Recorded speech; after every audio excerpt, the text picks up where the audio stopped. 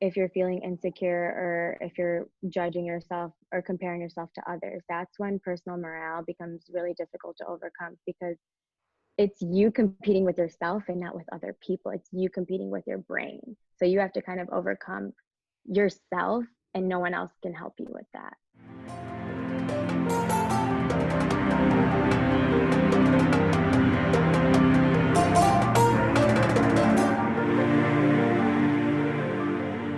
So I feel like I said, like, a mesh, right, of all of those.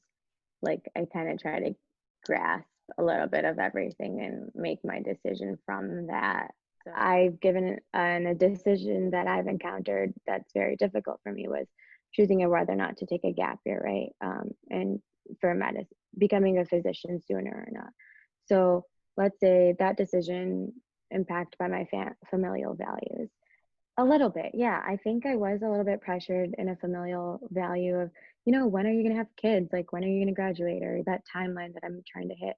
My parents weren't that pressured. Like, they weren't worried that much. I know a lot of other parents are of like, okay, if you continue education, if you become a doctor later, like you're going to be 35 when you have kids.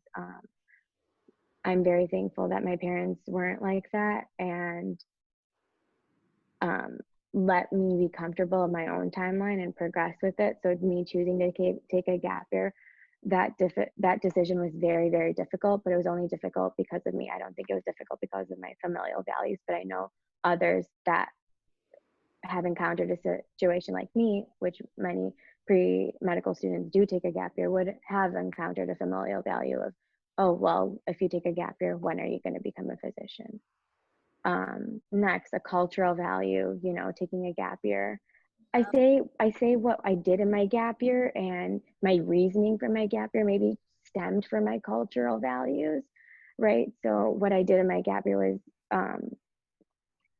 embrace myself in getting my master's and also being part of clinical research. So I think those cultural values influenced my decision on taking my gap year and what I was going to do in my gap year. Again, service. And I think same with religious values, serving the community.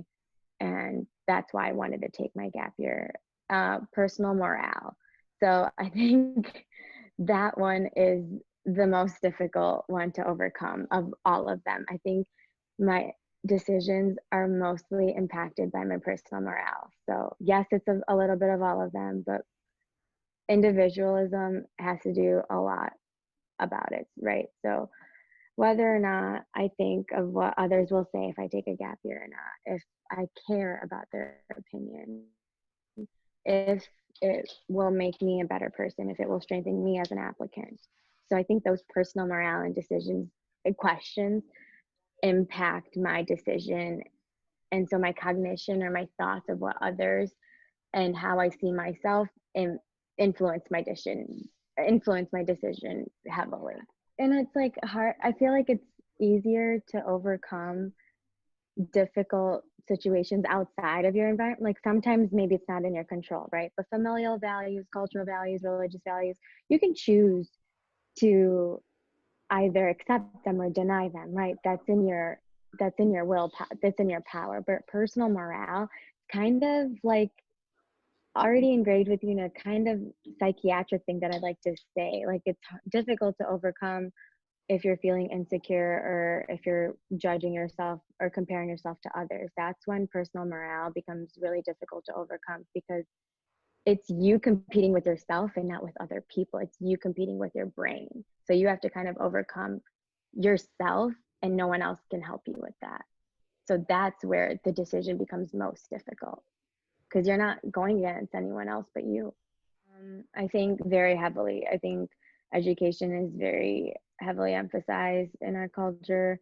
Pro, you know, secular education, higher education, lifelong education. They tell you to never stop learning, even if you're 60, 80, like never stop. And that's really important to actually highlight, because again, going back to my gap year decision, I was troubled by, I was thinking I'm too old. Like, if I take a gap year, I'm not going to be on the same timeline as other people were in my undergraduate career. And I won't be able to, choose medicine later, but my culture really emphasized that you can choose education whenever you want. Even if you're 60, you've given it 10 years of a break, go back to it.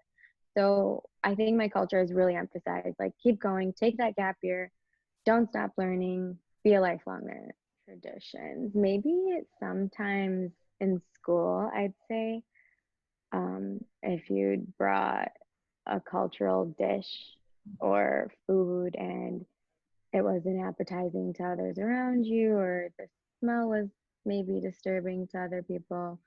Um, I don't know if I would, in terms of discrimination, right? That's just kind of kids being mean and bullying to each, and it's not right, right? It is still by racism in a terms because of their cultural beliefs and what they like. Discrimination in that sense, you would get called names or smelly, or people would avoid to talk to you, and then it just that gets bad, I think. And it's sad, but it does still happen, to be honest.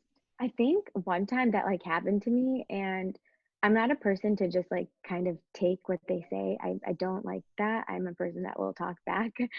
So instead of that, and I don't like to target it with being offensive or whatnot. So if someone was saying that my dish was foul, it smelled weird or whatever, I'd be like, well, you didn't give it a shot, so you wouldn't know, right? Like, kind of coming back with that, like, you can't say something, or kind of giving them a smart talk.